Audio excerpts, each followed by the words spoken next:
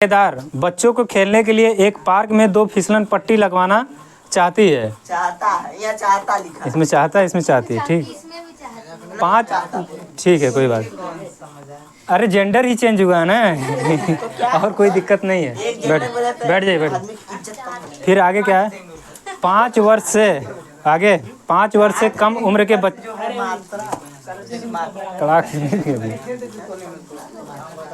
आगे देखो, 5 वर्ष से कम उम्र के बच्चों के लिए वह एक ऐसी फिसलन पट्टी लगाना चाहता है या चाहती है, इसमें दोनों लिखा है, जिसका शिखर 1.5 मीटर की ऊंचाई पर हो और भूमि से 30 अंश का कोण बनाता हो।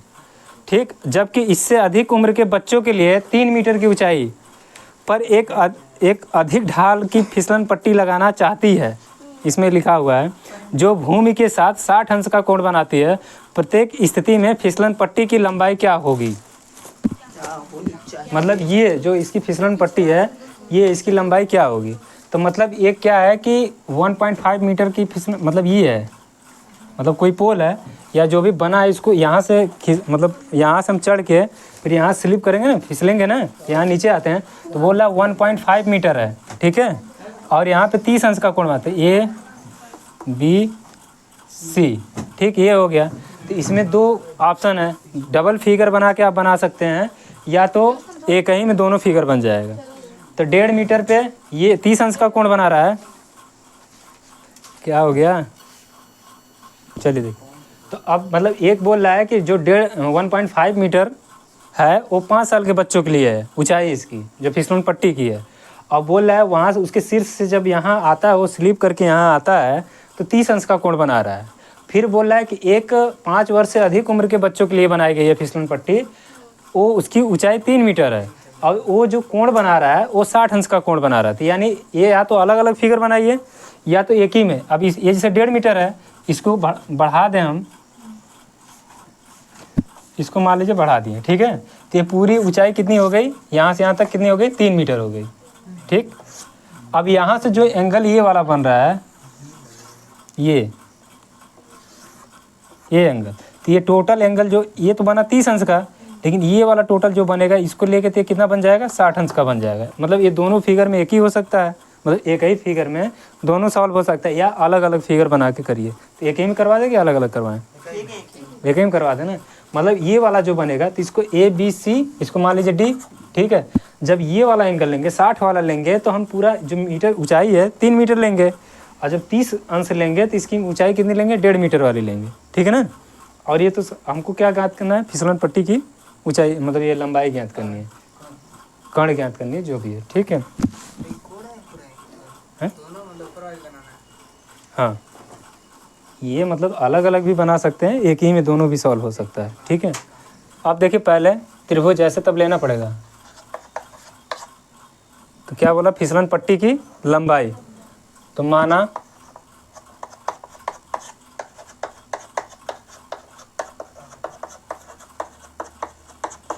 फिसलन पट्टी की लंबाई बराबर क्या मान लेंगे? कुछ भी मान लीजिए, x मीटर। ठीक है, x y z कुछ भी, इसकी लंबाई x मीटर हो गई। अब थीटा बराबर आप लोग को पता है, माना थीटा बराबर यहाँ क्या हो जाएगा? 1/30 हो जाएगा, एक कितना हो जाएगा? 60 अंश। जब ये वाला एंगल लेंगे, इतना ए बी सी लेंगे तो 30 अंश बनेगा। जब पूरा लेंगे ए बी डी लेंगे तब ये 60 अंश वाला बनेगा। ठीक है ना। अब इसमें क्या करने हैं कि पहले हमको अब यहाँ लिख लेना त्रिभुज ए बी सी से या सी में। ठीक है, यानी अब इधर हमको अभी नहीं देखना है, अभी क्या करना है? ए बी सी वाला, तो यानी हमको ये वाला त्रिभुज लेना है। ठीक है, तो इसमें हम इसका क्या ऊंचाई माने, लंबाई क्या माने? x मीटर माने, दोनों को मान लीजिए x ही मीटर है। तो हमारे पास क्या क्या दिया हुआ है? एक अगर एंगल ए से देखें तो लंब दिया है, कर्ण दिया है। हमको आधार ज्ञात करना नहीं है, तो हमको कर्ण का मतलब ये फिसलन पट्टी की लंबाई ज्ञात करनी है। तो सीधे सीधे हमको लंब दे दिया और कर्ण दे दिया। तो किसके अनुपात में, मतलब त्रिकोणमिति के किस अनुपात में लंब बटे कर्ण आता है? tan थीटा में लंब बटे आधार साइन थीटा। तो यहाँ पे हम क्या करेंगे? साइन थीटा लेंगे। तो यहाँ साइन थीटा बराबर लंब बटे कर्ण होता है, और थीटा के स्थान पर एंगल लिखना है, और एंगल मतलब ये कोण कितना है वो लिखना। तो जो एंगल दिया रहेगा वही तो लेंगे, जो जो मतलब जो भुजा दी रहेगी वही तो लेंगे।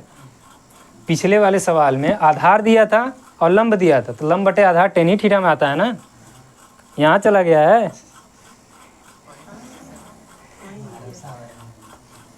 भरोसा नहीं, पूरा कंफर्म है। ठीक, लंब बटे कितना हो गया, कर्ण हो गया साइन थीटा से, तो साइन थीटा मतलब एंगल ए हो गया। हमको एंगल एस लेना, क्योंकि दोनों हमारा एंगल यहीं पे बन रहा है, इधर इधर तो बन नहीं रहा कहीं, तो यहाँ से। तो अब लंब इसका क्या हो गया, फिर से देख लीजिए, लंब सामने वाली भुजा क्या होगी, लंब, तो लंब कितना हो गई, BC हो गई, बटे कर्ण आधार, देखिए आधार ये हो गया, लंब सामने वाली भुजा हो गई, इसके सामने ये भुजा है, ठीक है ना। अब जैसे ये वाली भुजा क्या हो गई, लंब हो गई, अब बची ये दोनों भुजा, ये दोनों भुजा में जो बड़ी भुजा होती है वही कर्ण होती है, और जो छोटी भुजा होती है वो आधार होती है। सामने वाली भुजा लंब हो गई, अब दो भुजाएं बचती हैं, चाहे ये बचेगी चाहे दोनों में से एक, दोनों में से जो लंबी भुजा होगी, सबसे बड़ी भुजा होगी, इन दोनों में बड़ी भुजा कौन सी दिख रही है, यही ना दिख रही है, AC। तो AC क्या हो गया, कर्ण हो गया, तो यानी BC बटे क्या हो गया, AC। अब इसका जहाँ जहाँ जो वैल्यू दी रहेगी वो हम लिख देंगे। अब देखिए साइन थीटा के स्थान पर हम क्या लिख देंगे, क्योंकि हम कोण कौन सा लिए हैं, ABC लिए हैं, यानी ये वाला एंगल लिए हैं, तो 30 वाला लिए हैं ना, तो 30 वाला साइन 30 डिग्री बराबर। अब BC की वैल्यू कितनी है, लंब है, यानी BC की वैल्यू कितनी है, 1.5 मीटर है, तो 1.5 लिख देंगे, बटे में AC की वैल्यू यानी कर्ण कितनी है, x मीटर, तो x लिख देंगे। और साइन 30 अंश का मान कितना होता है, 1/2, ठीक है, साइन 30 अंश का मान 1/2 बराबर कितना हो गया, 1.5, और बटे में कितना हो गया, x। अब इसका तिर्यक गुणा कर लेंगे, ठीक, तो इसका तिर्यक गुणा x का 1 में गुणा करेंगे तो x ही होगा, और 1.5 × 2 करेंगे, तो यानी x बराबर कितना हो जाएगा, 1.5 दूना 3, या 5 दूना 10 का 0, और 2 1 कम 2 1 हासिल 3, यानी कितना हो गया, सीधे सीधे 3 मीटर, यानी x, चाक थोड़ा गड़बड़ है, ठीक, तो x बराबर कितना हो गया, 3 मीटर।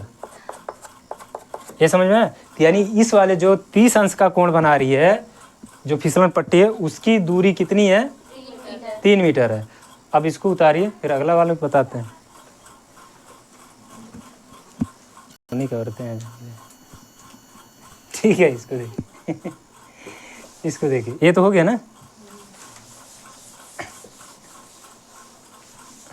अब देखिए इसकी तो आ गई। अब ये वाला जो एंगल बन रहा है, मतलब त्रिभुज ABD वाला, ये जो एंगल बन रहा है ये कितना डिग्री का बन रहा है, 60 डिग्री बन रहा है, मतलब इसको ऐसे मिटा दें, मतलब 60 लिख दीजिए। ये पूरा जो है टोटल कितना है, 60 डिग्री का है, ठीक है।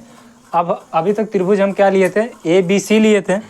अब आप लोग को त्रिभुज क्या लेना है, त्रिभुज ABD से, D में या D से, ठीक है। अब इसमें एंगल A से लेना है, मतलब यहाँ से लेना है लंब बटे, अब ये लंब जो दिखेगा पूरा लेना है आप लोग को, मतलब ये इतना नहीं लेना है, ये पूरा सामने भुजा पूरा दिख रहा है ना, ये पूरा लेना है। और कर्ण तो ये पूरा है, आधार तो लेना नहीं है, इससे मतलब है नहीं, क्योंकि ये पूछा क्या है ये, तो इसको मान लीजिए x, इसको x1 मान लीजिए, सही रहेगा, ठीक है। अब यहाँ पे साइन थीटा ये भी अब देखिए यहाँ पे आधार है नहीं, लंब, अब लंब में ये पूरा आ गया, तो लंब कितना 3 मीटर है, और कर्ण कितना है, x1 मान लीजिए, क्योंकि इसको याद करना है, ठीक है। तो अब ये भी लंब बटे कर्ण किस में आता है, साइन थीटा में।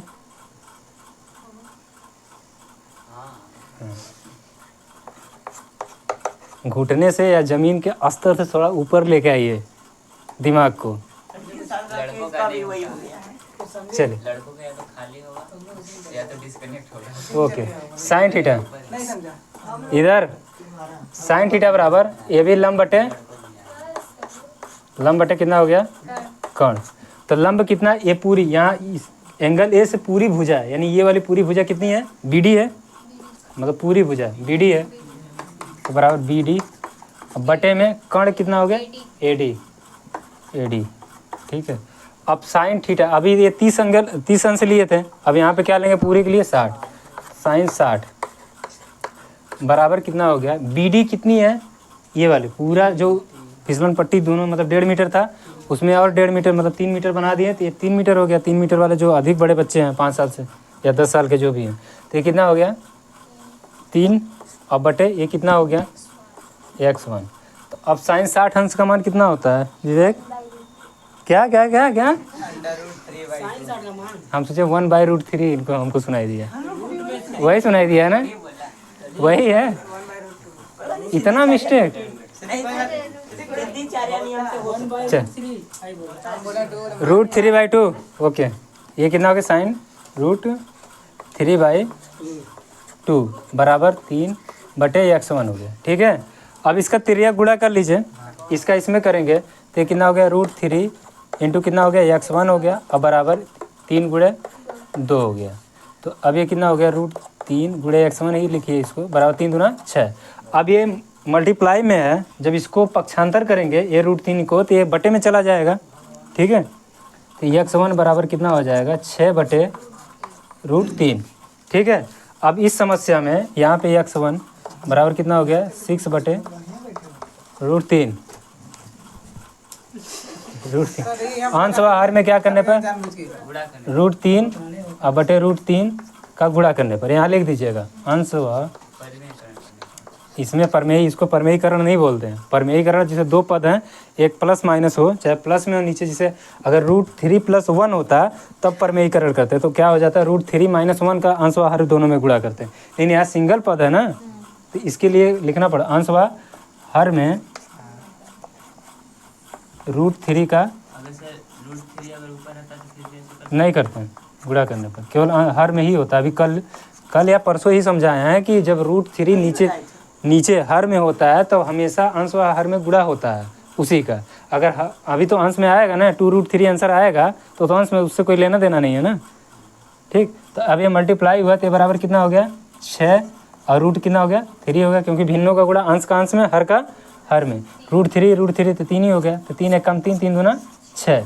तो बराबर x1 की बराबर वैल्यू क्या आ गई आप लोग की, x1 बराबर 2√3 मीटर। ये आंसर हो गई। यानी ये वाली फिसलन पट्टी की जो लंबाई है 2√3 मीटर है, और इस वाले का कितना था, AC का है 3 था और AD का कितना है 2√3 मीटर। बस यही है। तुमको आया पुष्कर? और किसको प्रॉब्लम है?